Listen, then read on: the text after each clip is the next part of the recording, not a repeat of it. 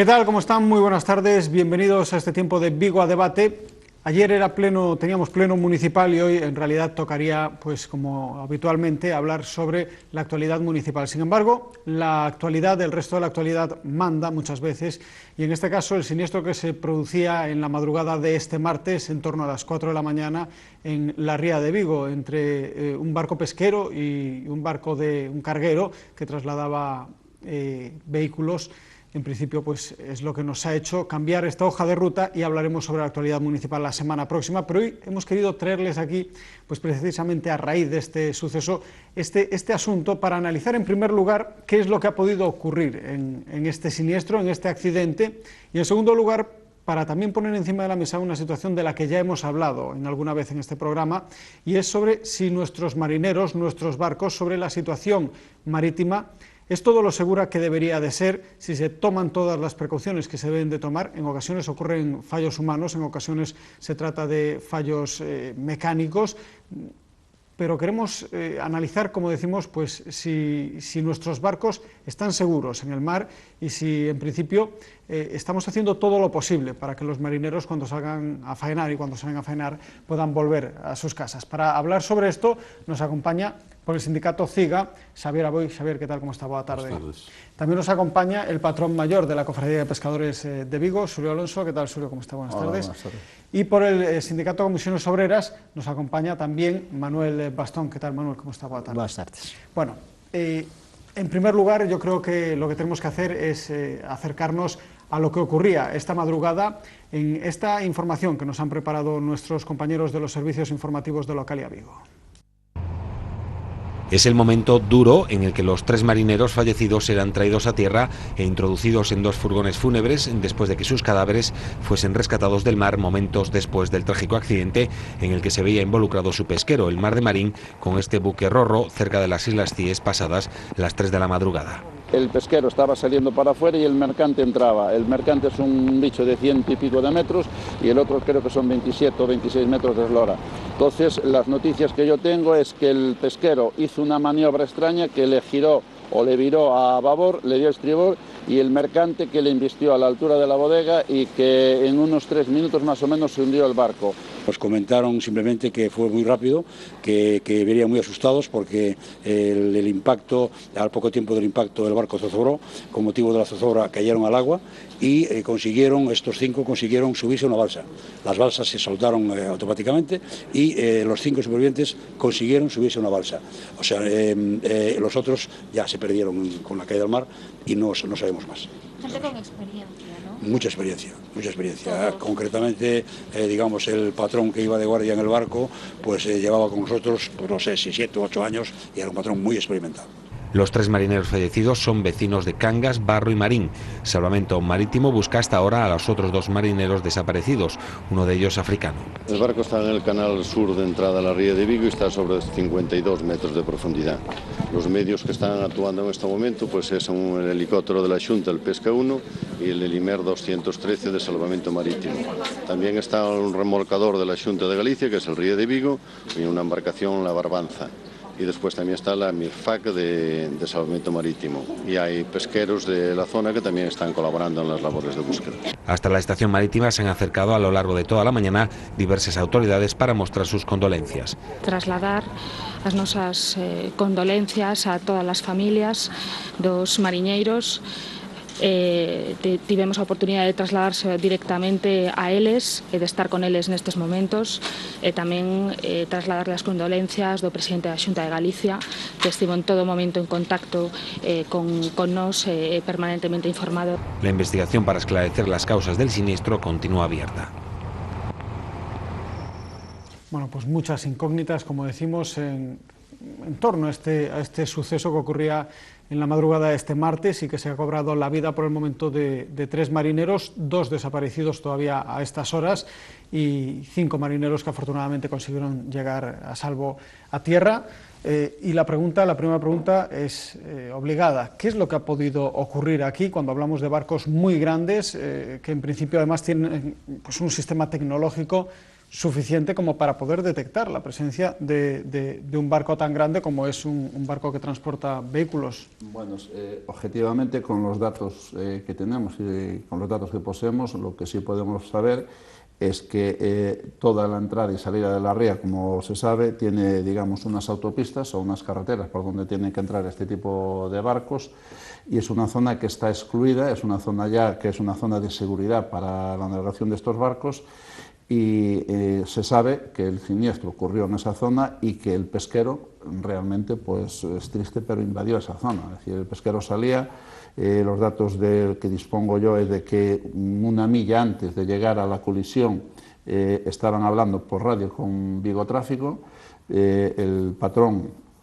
del pesquero le estaba diciendo a Vigo Tráfico que estaba entrando un mercante que venía hacia adentro y tal, y Vigo Tráfico le dijo que se virara a estribor, que estaba mal, que el mercante que venía bien, que venía por su dispositivo de seguridad, que se desplazase a estribor, y por causas que no sabemos, eso sabrá el juzgado, las investigaciones, el motivo por qué ha pasado. Sabemos que el barco se metió a babor, al sentido contrario, y bueno, la colisión ya no hay nada que hacer. Un barco de 170 metros contra uno de 27, pues no hay nada que hacer. Lo que aguantaba ahora el armador del barco, que claro, eso ya los despediría y todo. Sé que la información que tenía yo era igual, que en 3 minutos o así el barco se hundió, y luego pues eso es una lotería. 5 alcanzaron la balsa, gran suerte que tuvieron, y por desgracia los otros 5 no pudieron alcanzarla, y los pesqueros que estaban trabajando, los barcos aquí con el puerto de base en Vigo, andando por la zona, ya rápidamente se dispararon todas las alarmas, claro.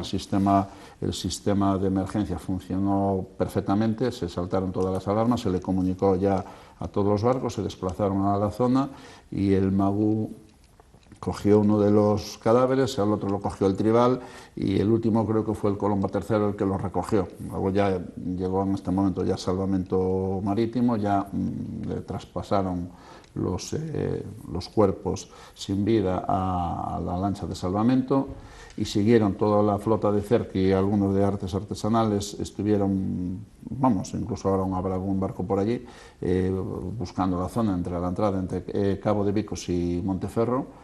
Y vamos, los digamos, petrechos del barco, todos han salido hacia flote, salieron todos, estuvieron buscando, era de noche con los reflectores potentes que estos barcos tienen, y desgraciadamente solo pudieron coger a 3.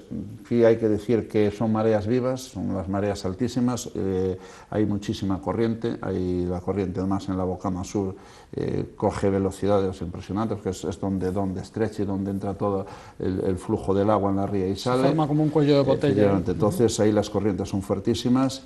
Y bueno, desgraciadamente el barco fue localizado también, creo que fue el Colomba III el que localizó luego también el barco con el sonar, está en 52 metros de profundidad, 57 metros, lo cual yo personalmente, yo creo que bajar ahí a 50 y tantos metros, visibilidad es nula, o sea, ahí no hay visibilidad, y el barco tiene que tener un desperfecto, vamos, el barco debe estar tronzado a la mitad. O sea, yo creo que, por desgracia, el ganés que falta y más el otro que falta, más que nada yo creo que o aparecerán en barra, en una playa por ahí, o la corriente si los lleva para afuera, pues desgraciadamente aparecerán o no.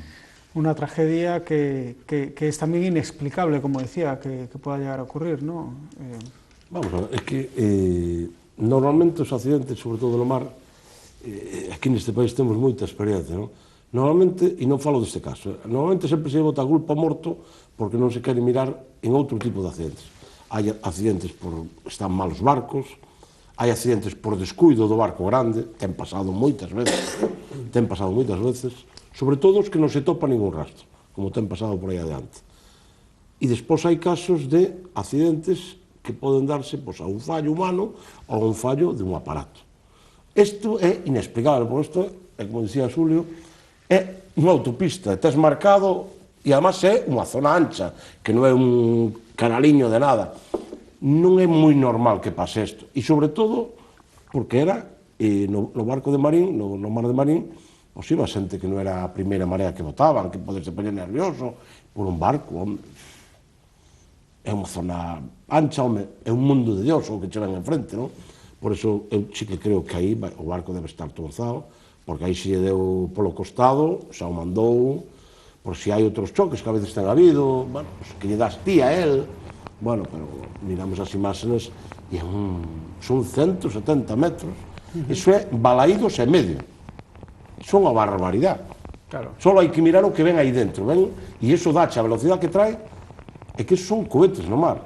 Hai que pensar que barcos que salen de Vigo para chegar a Sen Nacer e tardan día e medio. Haya temporal, non haya, o que se lle poña por diante o leva. E entón, teñen unhas rutas que é terrible. E claro, que pudo pasar? Pois evidentemente, aquí, o que si é certo que estaba falando por radio, el mirou outro barco. Que pudo pasar no último minuto? Pois claro, este non maniobran o barco de Julio, uns pequenos son máis maniobreiros, un barco destes non maniobra nada, ao que tope por diante, como se topa outro igual, en vista os dous, entón este é unha barbaridade.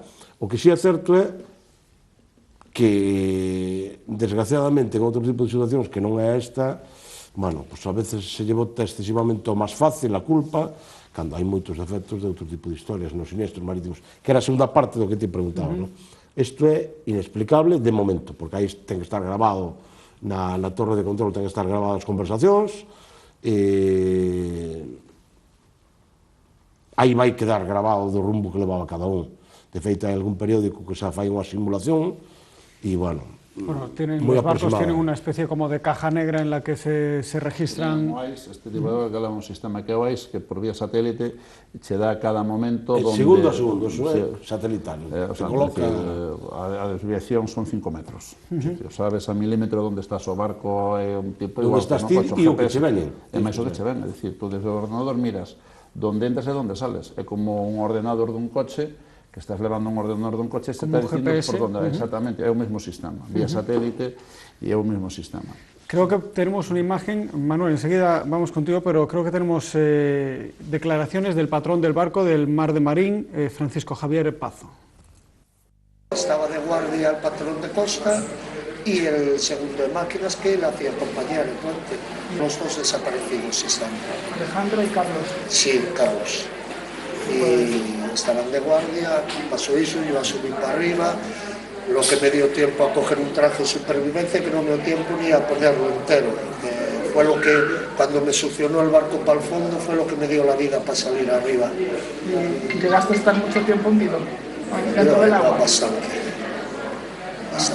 ¿Teniste oportunidad? Sí, totalmente, desde el principio. Desde el principio, sí. En el agua, yo qué sé, 5 minutos, 10, quizá.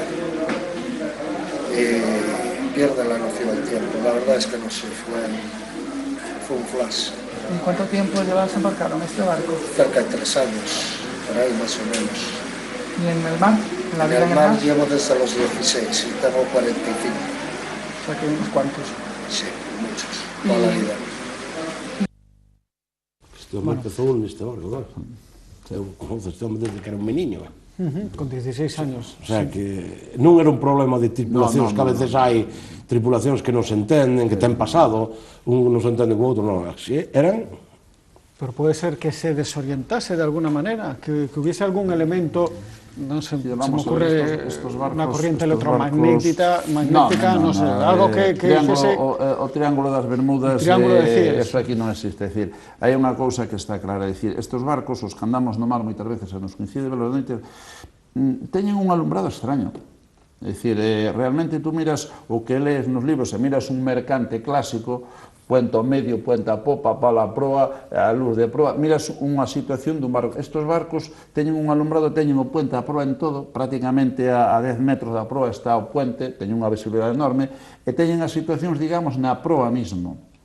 O tope de proa está un pouquiño atrás, e logo o tope do medio levano un pouco máis atrás, e xa non leva máis alumbrado. Logo é unha pared, Sí, sobre todo lo veíamos en las imágenes, además tiene una proa ancha, no es una proa en pico que te pueda como mirar un muro. Entonces,